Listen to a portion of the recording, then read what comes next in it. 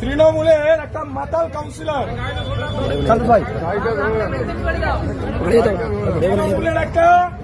তৃণমূলের 59 ওয়ার্ডে একটা মাতাল কাউন্সিলর, খেপা কুকুর কুত্তা, যার নাম রবীন বোস।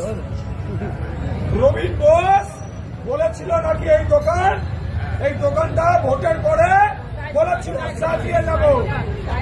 যদি বুকের পাটা থাকে, যদি রবীন বোস এক বাপের বেটা থাকে, যদিও একটা বাপের সন্তান থাকে, রবীন বোসকে এখানে যারা তৃণমূল কংগ্রেস করে, এখন তো কেউ করে না বোধ হয়, 12টার পর, 4 মে 12টার পর সব মুখে আবির লাগিয়ে বিজেপি ঝান্ডা নিয়ে ঘুরছে। পরিষ্কার বলে দিচ্ছি, যারা তৃণমূলে ছিল তারা বিজেপিতে ঢুকতে পারবে না।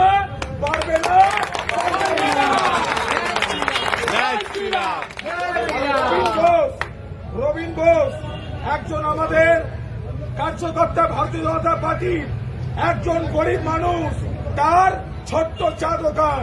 এই চা দোকানের কি বলেছিল, এই চা দোকানটা সাজিয়ে দিয়ে যাব, থ্রেট করেছিল, হুমকি দিয়েছিল। আমাদের দিবাকর আমাদের ভারতীয় জনতা পার্টির একনিষ্ঠ কার্যকর্তা, তাকে তাতাইকে বলেছিল, তাতাই বাবাকে, তার মরে যাওয়ার বাবা তিনি রয়েছেন, তাকে নিয়ে তারা টানাটানি করেছে। এত নির্লজ্জ বেহায়া কাউন্সিলর। এই কাউন্সিলর যদি এলাকা ঢোকে, মেরে একদম ছেঁটা মেরে একে